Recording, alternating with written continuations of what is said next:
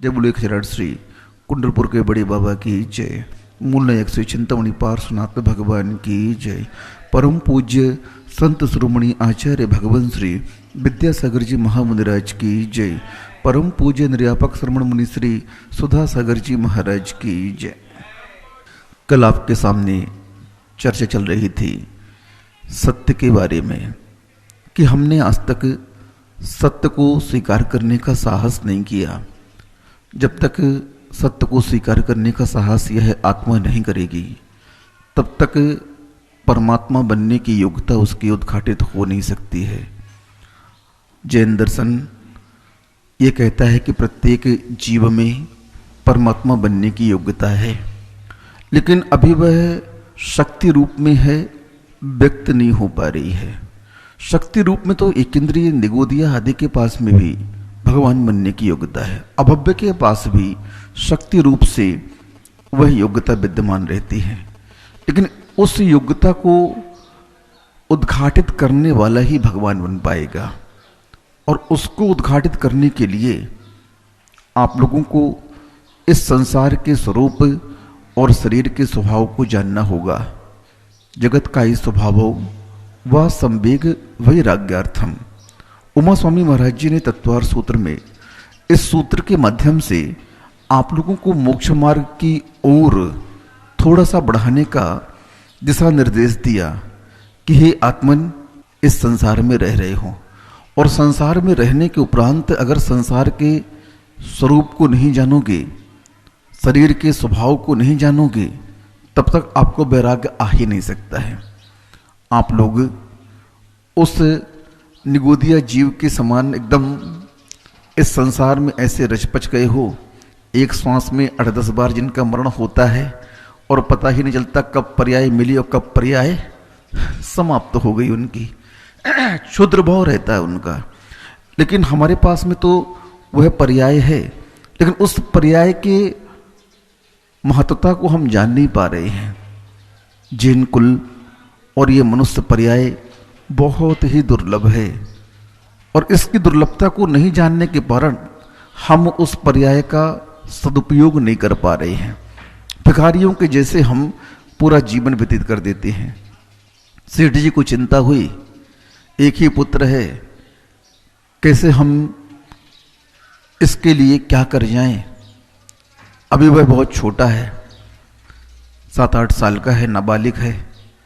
सेठ जी ने अपने मित्र को बुलाया और बोलते, देखो भाई, ये बहुत छोटा है और मुझे अब उम्मीद नहीं है बचने की, और इसकी देखरेख कौन करेगा, माँ तो पहले मर गई इसकी।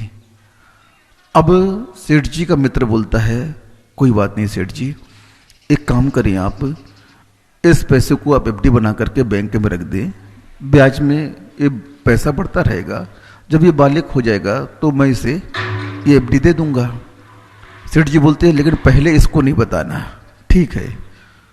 अब वह बच्चा धीरे धीरे बड़ा हुआ तो अभी उसको पता नहीं है कि मेरे पास में संपत्ति कितनी है, लेकिन वह अपने जीवन को संघर्षमय बना करके और अपना स्वयं का पालन पोषण करने लगा।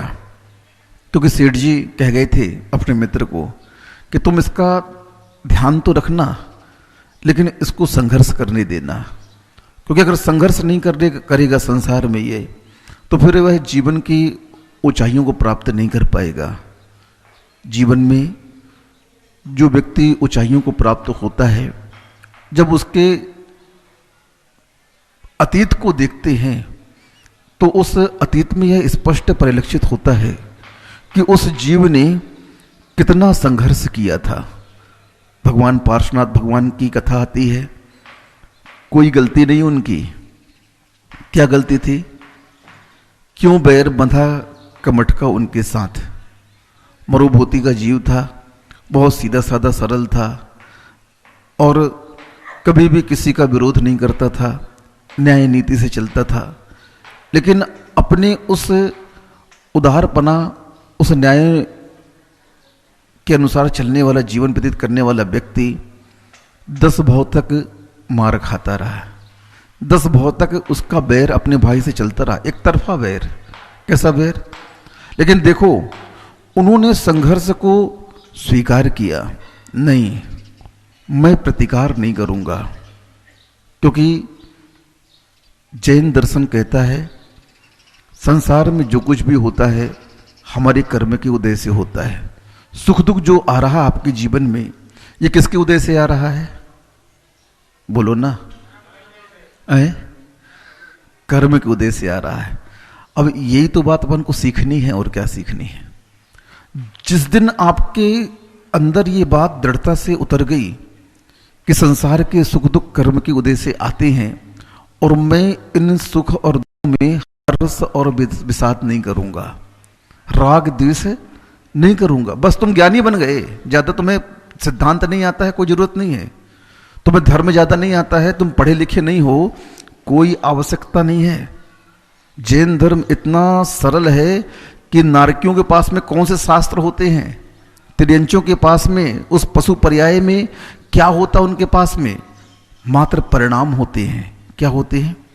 और उस परिणामों के माध्यम से वह सम्यक्त को प्राप्त कर लेते हैं। बताओ, अब कोई शास्त्र नहीं पढ़ा, मात्र संसार के स्वरूप को देखते हैं, जाति श्रवण होता है, वेदना होती है, उससे उनके अंदर धर्म श्रवण आदि के माध्यम से वो सम्यक दर्शन प्राप्त कर लेते हैं। हमें भी तो यही सीखना है, और क्या सीखना है? हमने सुना तो बहुत, सब कुछ किया, लेकिन हम उसके प्रभाव से नहीं बच पा रहे हैं। मेन तो उस प्रभाव से बचने का पुरुषार्थ हमें करना चाहिए। राग द्वेष युक्त ये संसार है, और संसार का अभाव कभी नहीं होगा। आप इस संसार में आओगे और चले जाओगे, लेकिन संसार जहां है वहीं रहेगा। अब इस संसार को हम समाप्त नहीं कर सकते हैं, और ना किसी के अंदर ये क्षमता है, शक्ति नहीं है। हमारे यहाँ तीर्थंकर हुए, इतने तीर्थंकर हुए, उनके पास शक्ति कितनी थी? अगर चाहते तो इस भरत क्षेत्र को डमरू के जैसे हिला सकते थे, इतने बलवान होते हैं तीर्थंकर। लेकिन उन्होंने उस शक्ति का प्रयोग मात्र किसमें किया? अपने ही अंदर चल रहे राग द्वेष प्रणति को समाप्त करने के लिए किया। आप ये मत समझना मात्र कहने भर से राग द्वेष छूट जाए, बहुत कठिन काम है। हाँ, सब कोई जानता है कपड़े के अंदर दिगंबर है, लेकिन कपड़े छोड़ने का साहस कौन कर पा रहा है? मुझे बताओ। भवो भवांतर में ये काम नहीं हो पाता है। आत्मा की बात करने वाले सैकड़ों मिलेंगे, स्वाध्यायशील सैकड़ों हजारों मिलेंगे। आहा, आत्मा दिखे छे, हाँ दिखे छे, लेकिन कपड़ा उतारने का पुरुषार्थ वो नहीं कर पाते। ज्ञान की व्याख्यान प्रवचन आदि करने में निष्णात हैं, लेकिन इतनी साहस नहीं कर पा रहे हैं कि वो इस दिगंबरत्व को अपना पाए। क्यों? क्योंकि उनके अंदर भी शक्ति नहीं उत्पन्न हो पा रही। महाराज जी, जब समय आएगा तो कर लेंगे। नहीं, समय तो आ गया है। इससे अच्छा समय क्या चाहोगे? पंचम काल से अच्छा समय क्या लोगे? भैया, बीज नहीं होगा तो फसल कैसे आएगी? मुझे ये बताओ पहले। आचार्य शांति सागर महाराज से किसी ने कहा, महाराज अभी पंचम काल में मुक्ति नहीं है तो मुनि क्यों बने? क्या मतलब फालतू के तप करने से, व्यर्थ के परिचय उपसर्ग आदि सहने से क्या होगा? लेकिन पुण्य की संपत्ति उनके पास थी, और उस पुण्य की संपत्ति का परिणाम क्या निकला? वो जहां गए वहां उनकी व्यवस्था हुई, और पाप का परिणाम क्या निकला? जो संपत्ति मिली थी वो भी जल करके राख हो गई। इसलिए वर्तमान में जो धन आदि पुण्य के उदय से आ रहा है, उस धन को सम्यक दृष्टि पुण्य के कार्य में ही लगाता है। धर्म की प्रभावना में, क्षेत्रों के संवर्धन करने में। बार बार हमारे महाराज जी दान के बारे में बहुत बोलते हैं। हर कोई ये बोलता है महाराज जी का कोई काम नहीं है, बस पैसा पैसा दान का। अरे भैया, दान के बारे में क्यों बोलते हैं? समझो तो थोड़ा सा कि आपको पाप से बचाना चाहते हैं। आपकी संपत्ति को पुण्य के खेत में बोकर के उस संपत्ति को और अगले भाव तक संरक्षित करना चाहते हैं। आचार्यों ने हमारे लिए आदेश दिया कि इन विचारों को सत्य बताओ।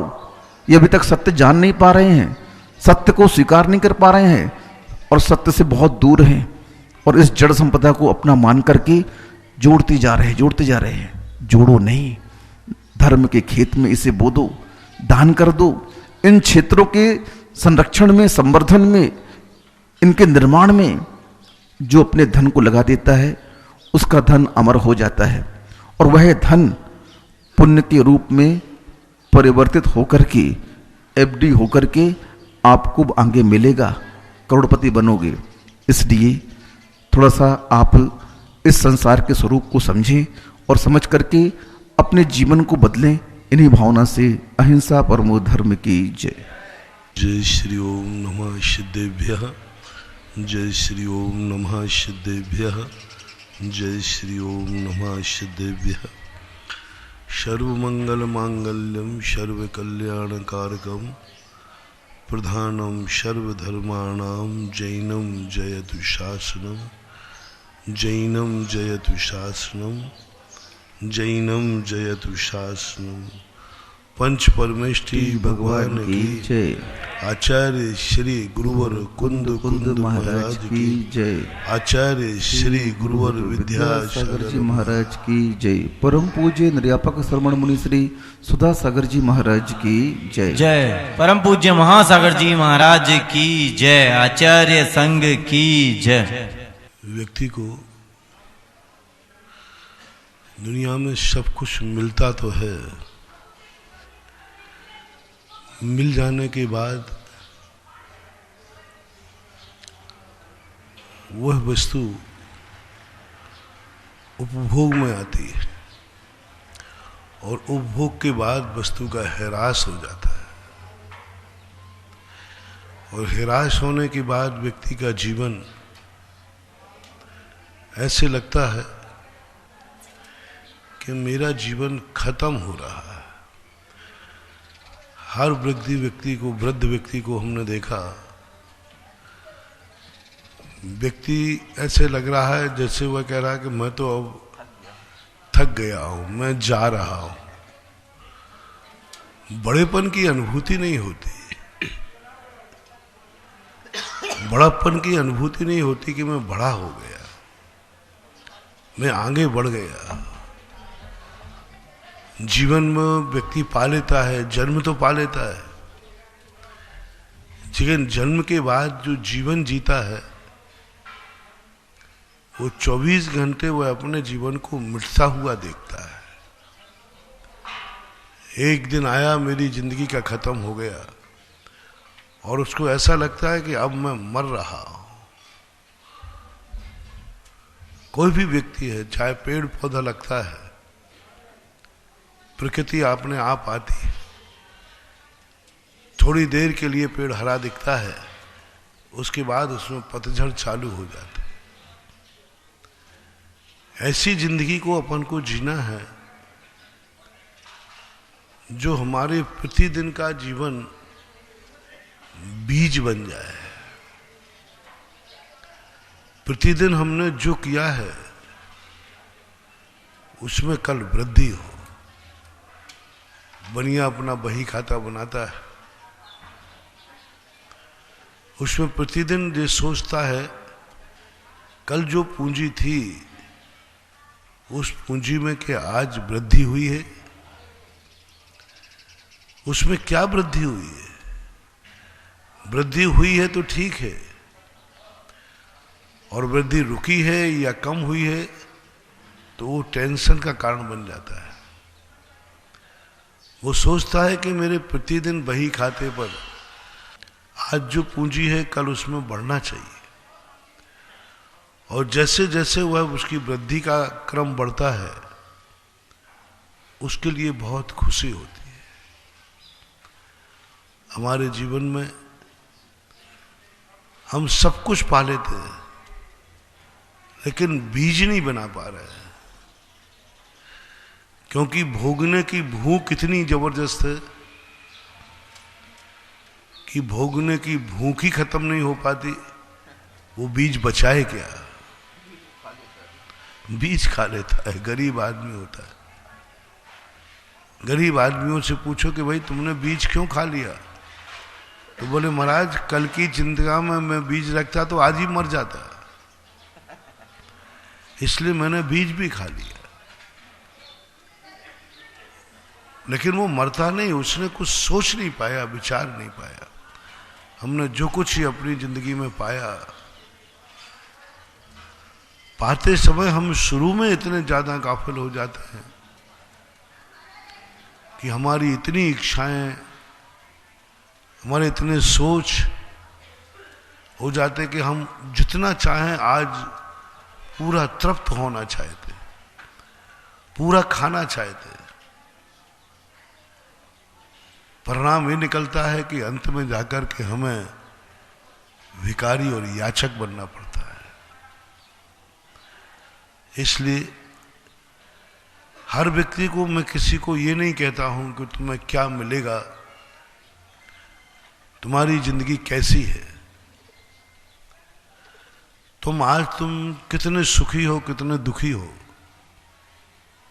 ये हिसाब किताब हमारे पास नहीं है। तुम्हें तो यह देखना है कि तुम्हारा बीज किसका बन रहा है, तुम्हारा कल का दिन कैसा निकलेगा, इसके संबंध में तुमने कभी विचार करना पड़ेगा। और कल का दिन जब अच्छा निकालना है तो वो हमारे हाथ में तो नहीं है, लेकिन कल की रोटी तुम्हारे हाथ में नहीं है। आज की रोटी तुम्हारे हाथ में, आज की जिंदगी तुम्हारे हाथ में, कल की जिंदगी तुम्हारे हाथ में नहीं है। कल की जिंदगी तो कहीं ना कहीं कोई के दूसरे के हाथ में छुपी पड़ी है। वो कोई पर प्रत्यय है जो कल हमारी जिंदगी को संभालेगा। आज का दिन, वर्तमान में कोई व्यक्ति किसी का सहयोग नहीं देता, क्योंकि वर्तमान में तो हमारे जीवन में अतीत की कमाई आके प्रस्तुत हो जाती है। अतीत में जो हमने किया है वो हमें मिल जाता है, लेकिन भविष्य के लिए हमें जिंदगी में जीने के लिए पर के अधीन होना पड़ता है। क्योंकि बीज यदि हमारा है तो बीज अपनी मुट्ठी में रखा हुआ नहीं फलेगा। बीज हमारी जिंदगी में कभी अपने आप अंकुरित नहीं होगा, उसके लिए कोई खेत चाहिए। खेत हमारे भविष्य की रोटी देगा, खेत हमारी भविष्य की जिंदगी देगा। वह खेत हमें पहचानना है। कई बार हमारे पास बीज होता है, शक्ति होती है, लेकिन खेत का अभाव होता है। खेत के अभाव में व्यक्ति बीज लिए रहता है। बड़े बड़े पुण्यात्मा, बड़े बड़े शक्तिमान जीव भी अपने जीवन को वो खेत के अभाव में सुरक्षित नहीं कर पाते, और अंत में उनको सब कुछ उनके पास होते हैं। समाज है, सोच है,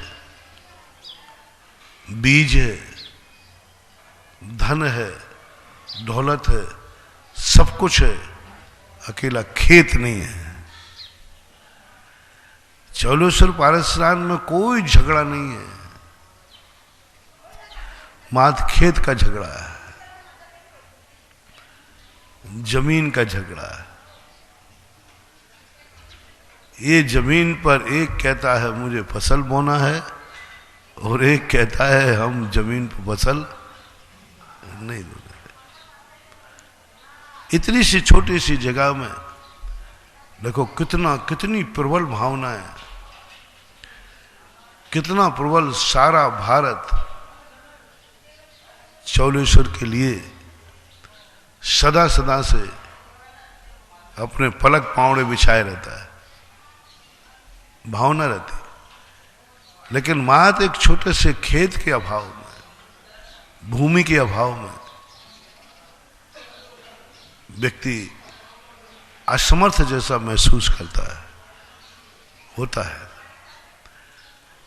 अपने जीवन में जन्मांतरों में बहुत बार ऐसे ही हुआ। अच्छे क्षेत्र मिले, अच्छे संगी पंचेंद्रीपना मिला, सब कुछ मिला, लेकिन खेत के अभाव होने से हम अपने भविष्य का बीज उसमें नहीं रो पाए। भविष्य को हम उज्जवल नहीं बना पाए, और भविष्य के उज्जवल के अभाव में हम बड़े बड़े पदों को प्राप्त करने के बाद भी, बड़ी बड़ी शक्तियों को प्राप्त करने के बावजूद भी हमें उपलब्धि की वो आशा नहीं मिल पाई जो मिलना चाहिए। कई लोग ऐसे किस्मत वाले होते हैं जिनके पास बीज ही नहीं होता, शक्ति नहीं होती, वो जानते नहीं क्या होता है। कर्म चेतना और कर्म फल चेतना में अपनी जिंदगी व्यतीत कर देते हैं। कर्म के फल का उदय आता है। एक जीव ऐसे होते हैं कर्म फल पर जीते, कुछ नहीं, उनके लिए कुछ है ही नहीं। जिंदगी सूर्य निकला है, सूर्य डूब जाएगा। जन्म हुआ है, मृत्यु को पहुंच जाएगी। सुबह हुई है, शाम हो जाएगी।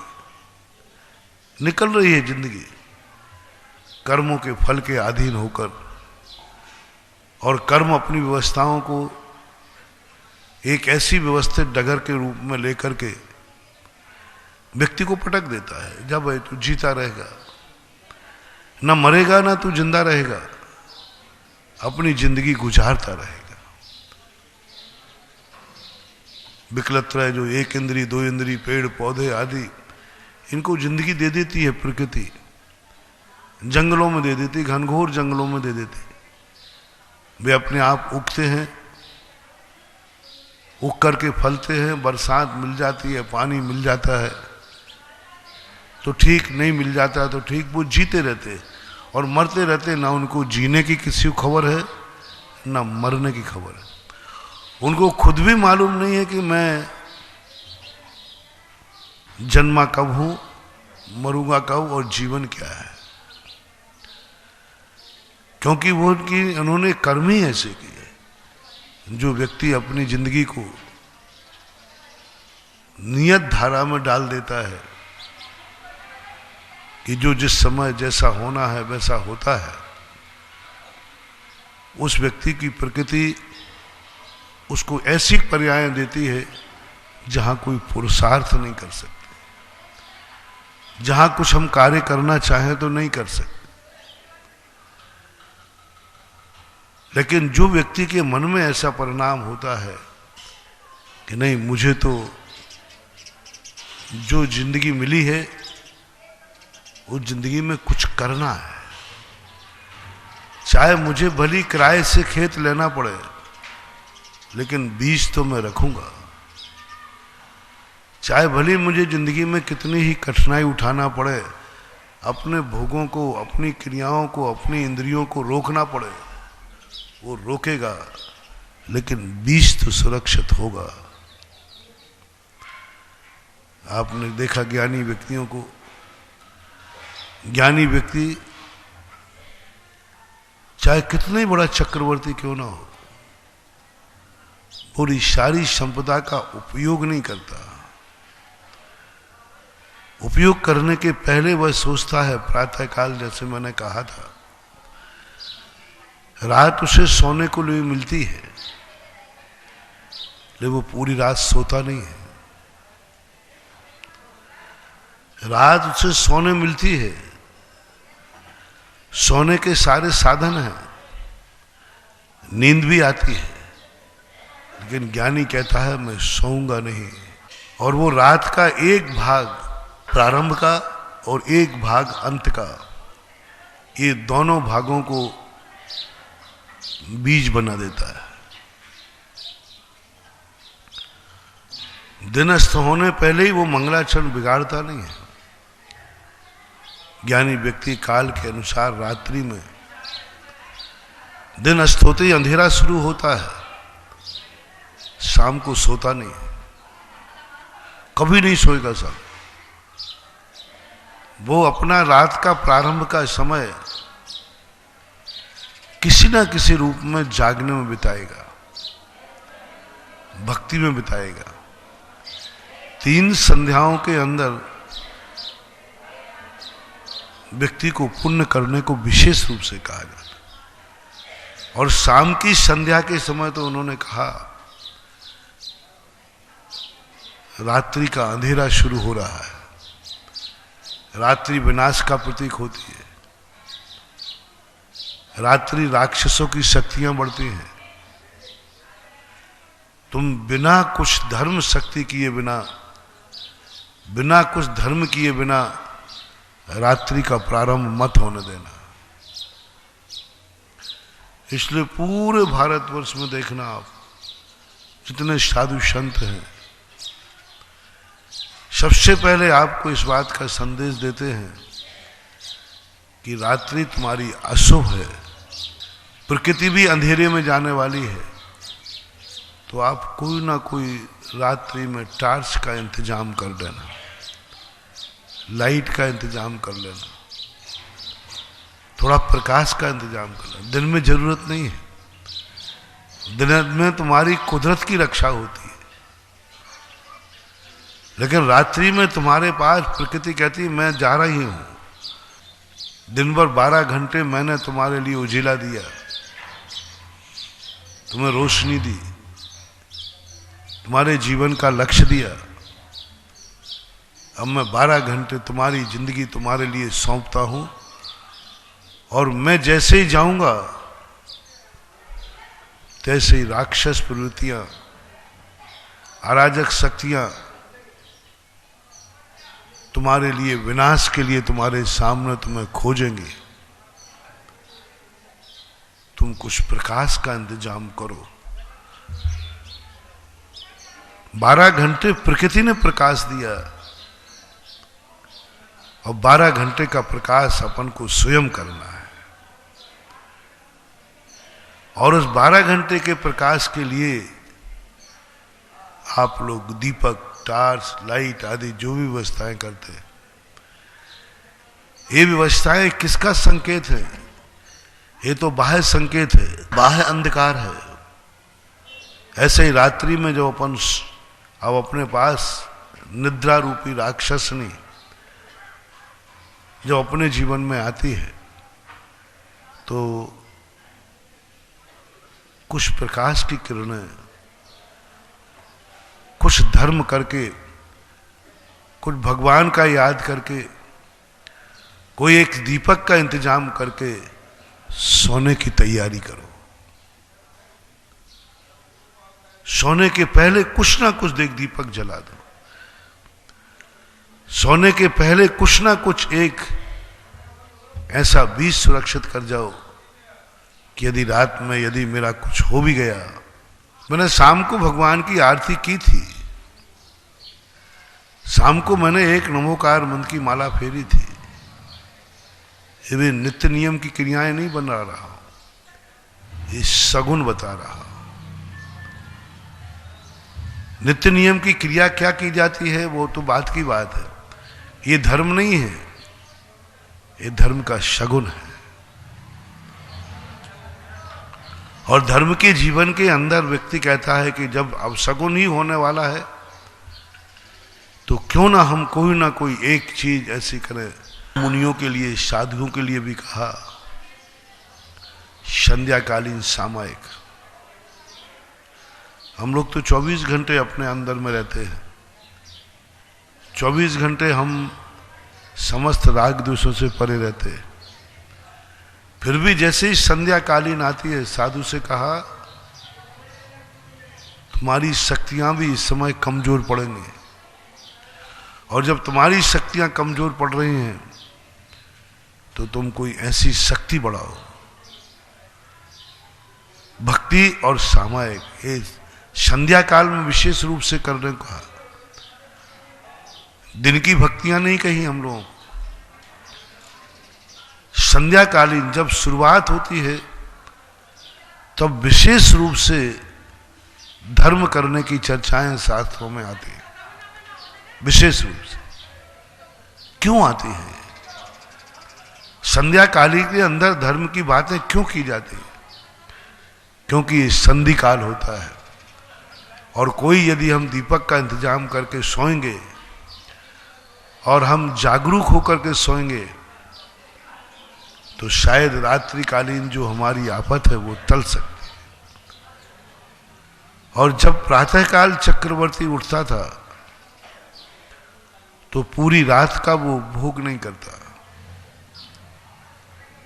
प्रारंभ के रात्रि के 48 मिनट अथवा 3 पहर ज्ञानी व्यक्ति जागते हुए निकालता है। अशुभ मेरी साक्षी में जाना चाहिए, मेरे बुरे दिन मेरे अनुभव में जाना चाहिए।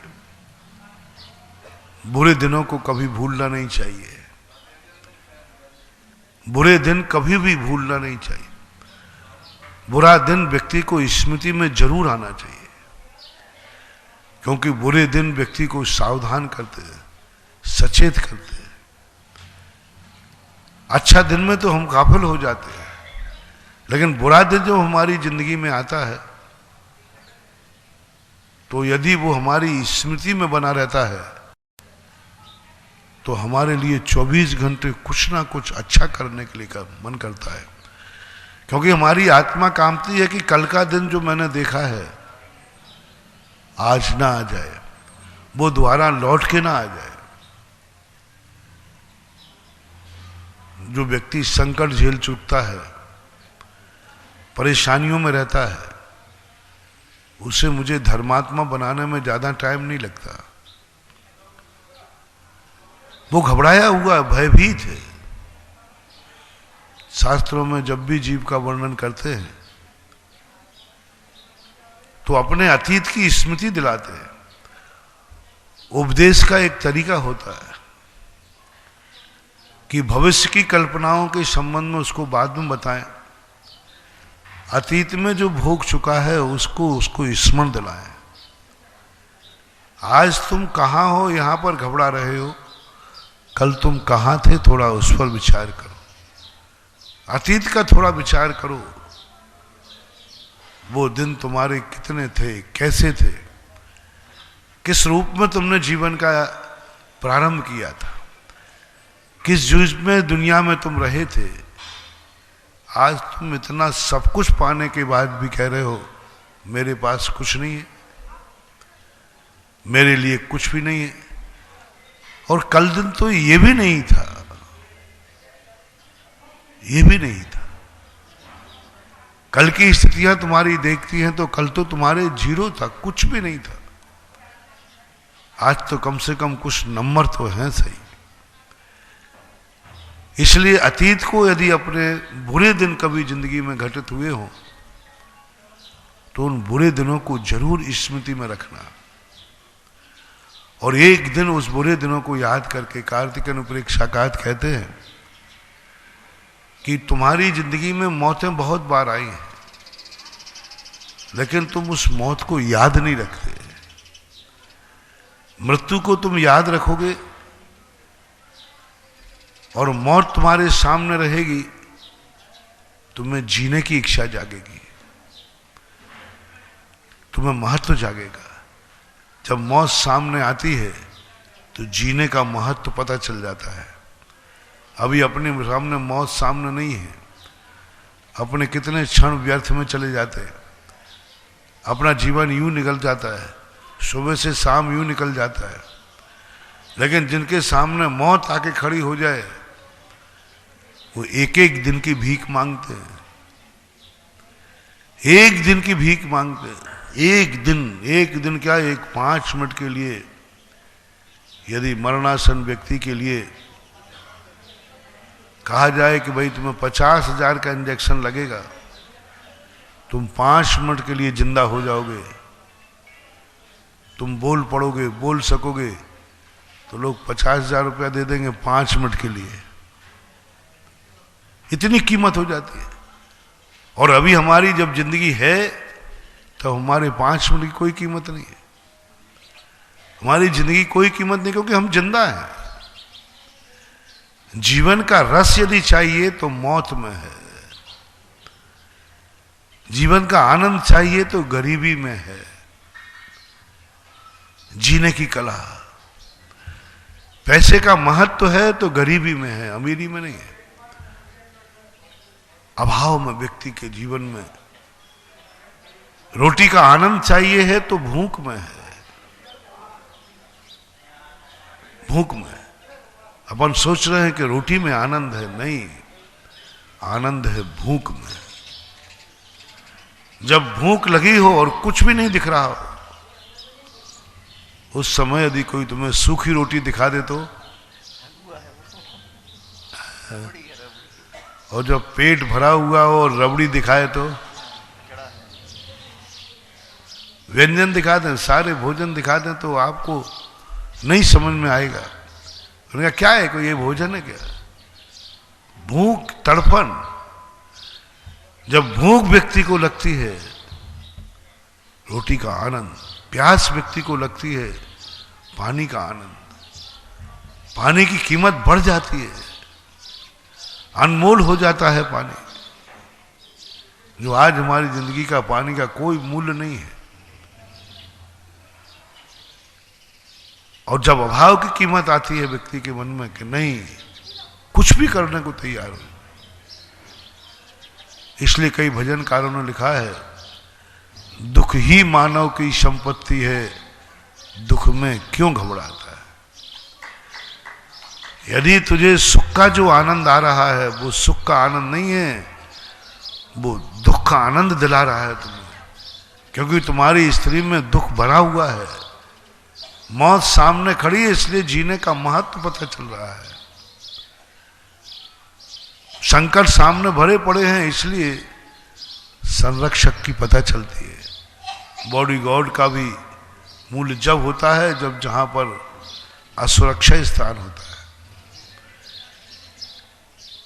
इसलिए अपने जीवन में कहीं ना कहीं से व्यक्ति को अपनी सुरक्षा के संबंध में न सोच करके ये कहना है कि भगवान मेरी जीवन में थोड़े बहुत कष्ट बने रहे, मौत का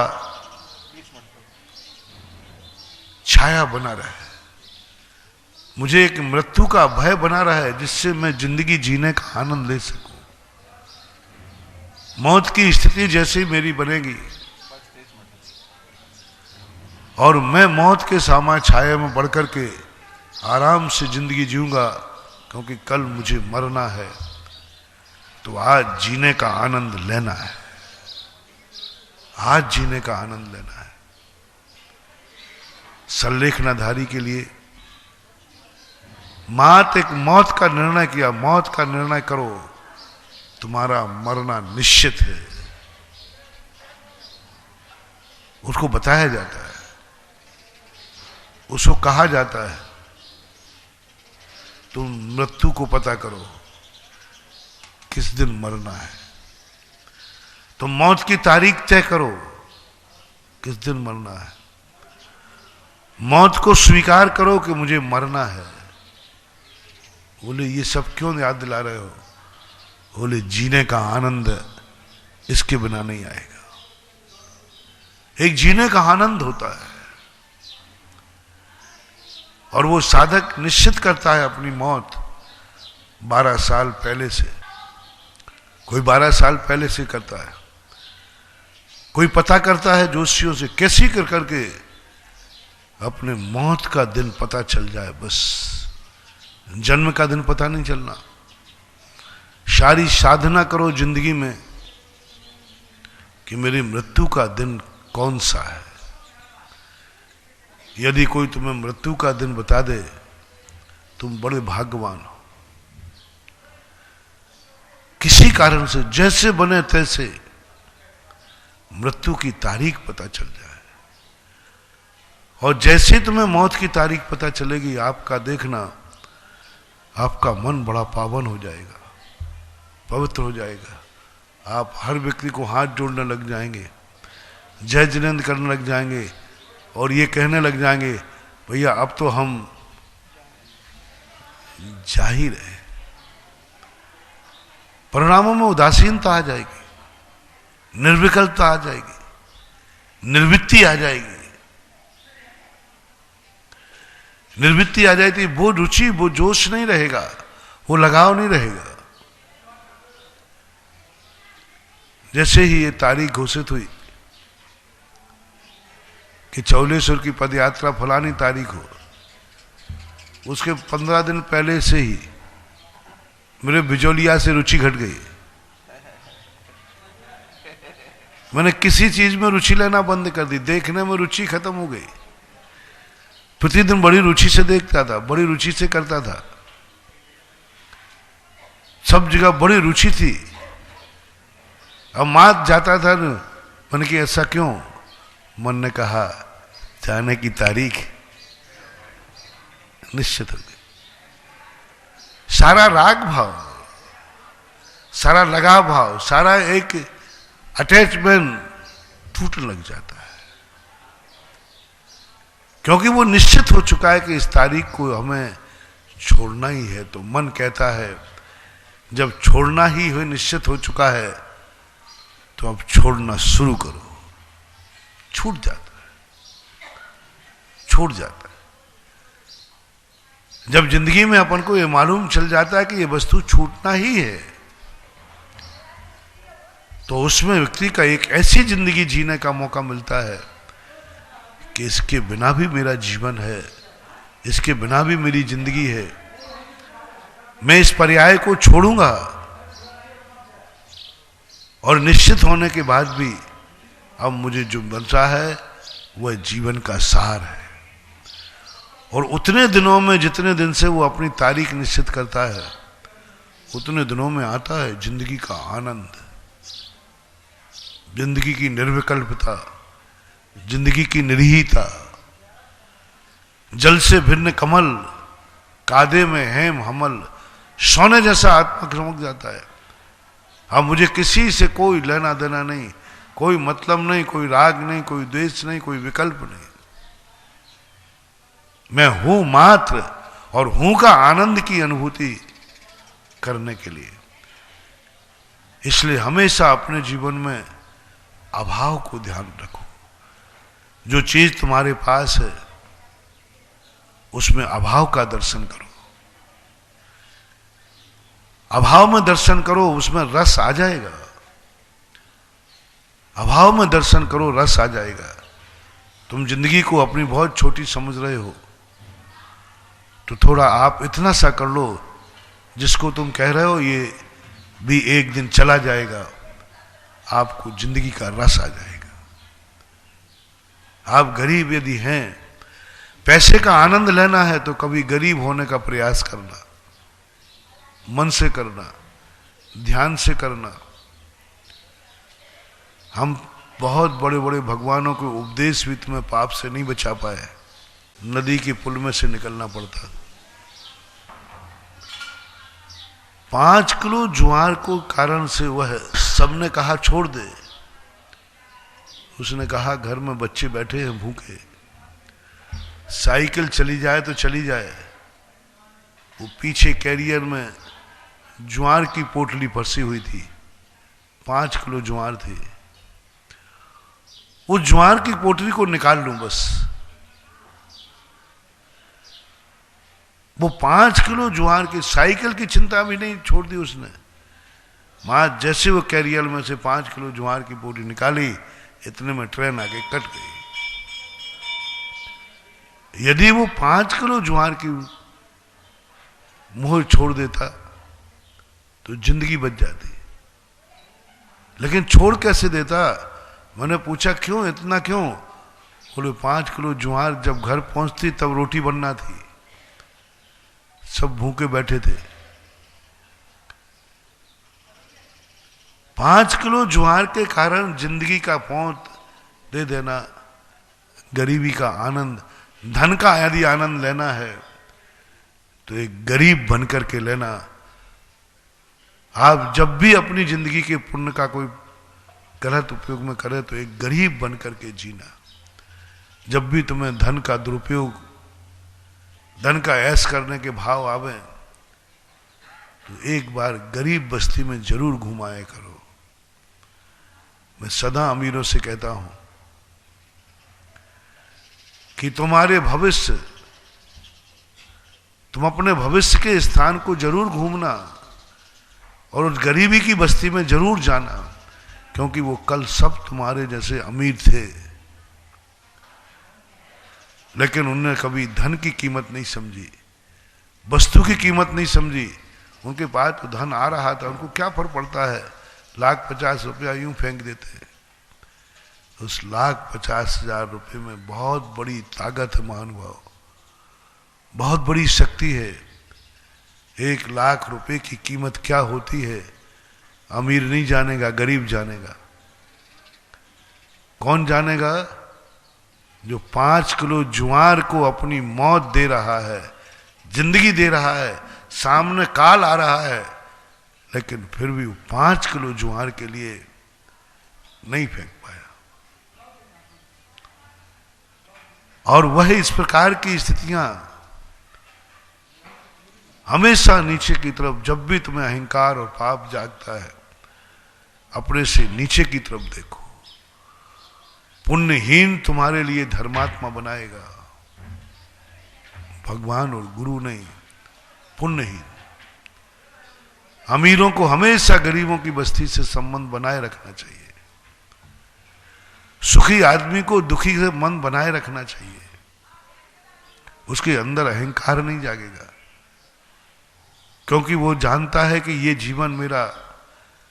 मैंने बहुत एक बार कहा था ना कहीं कि मैं आप लोगों से कहता हूं रात्रि भोजन मत करना, आप नहीं मानते, आप अनेक बहाना ढूंढ लेते हैं।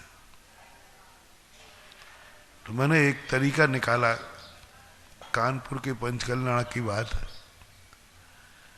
मैंने कि जो भक्षा भक्ष पर विचार नहीं करते, रात्रि भोजन पर त्याग नहीं कर पाते हैं, उनको एक बार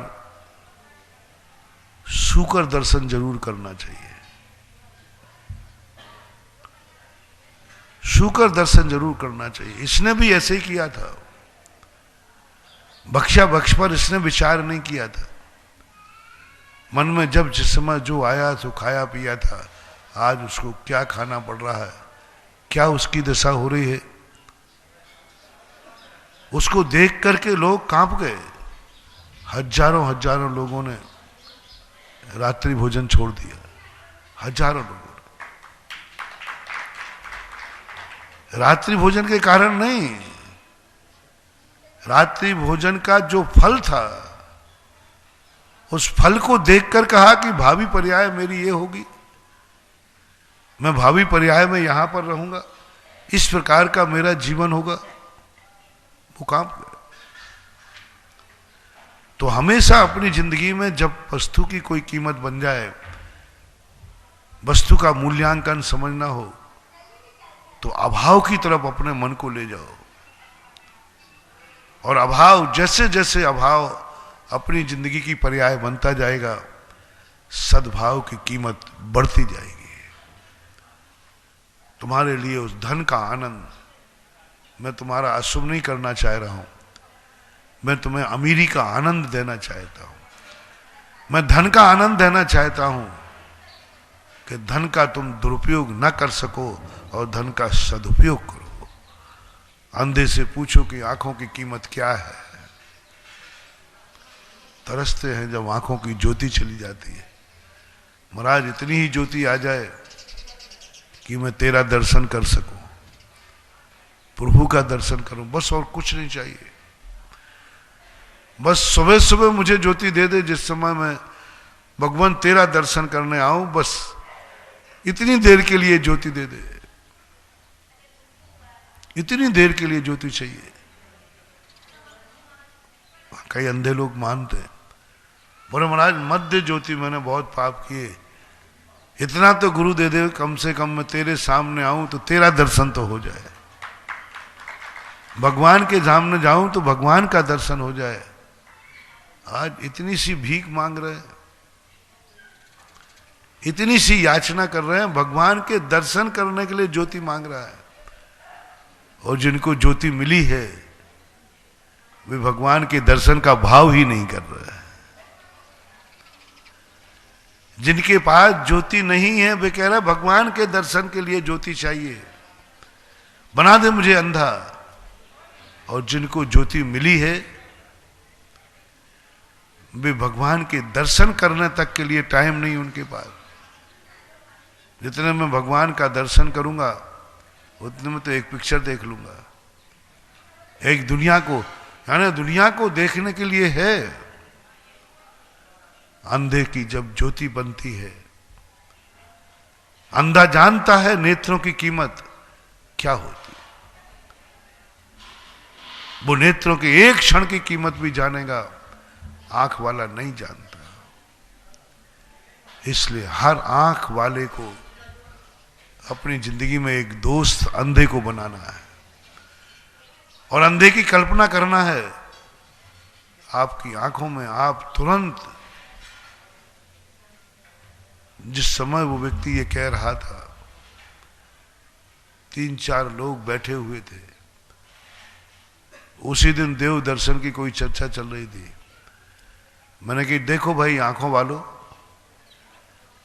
ये मात भगवान के दर्शन करने के लिए दृष्टि मांग रहा है और तुम्हें 24 घंटे की दृष्टि मिली है, तब भी तुम दर्शन का नियम नहीं ले रहे हो। और इसने भी यही किया था, कल तुम्हारा भविष्य भी यही है। कल तुम भी जिन जिन लोगों ने अपनी इन आंखों से कभी भी ऐसा परिणाम नहीं किया हो, तो समझ लेना कल तुम देव दर्शन का जिन लोगों ने नई नियम लिया, समझ लेना कल तुम इसी दरवाजे आंखों में भगवान के दर्शन करके भीख मांगते फिरोगे, ज्योति मांगते फिरोगे। उस समय हम दे नहीं पाएंगे। अभी मैं दे रहा हूं कि आप आंखों की ज्योति का बीज बना लो, बीज बना लो। बीज 2 रूप में बनाए जाते हैं। कौन उनको देखो जो तुम्हारे आश्रित हैं, कौन उनको देखो जो तुमसे आगे निकल गए। दोनों तरफ हमें देखना है। अभी बिजौलिया के अंदर दैनिक प्रवचनों के संबंध में हमारी यही चिंतन अभी धारा चल रही थी। अभी वो पद यात्रा के कारण सारी श्रृंखला टूट गई। मैं यही कह रहा हूं कि हर चीज का बीज बनाने के पहले तुम्हें 2 चीजें देखना है।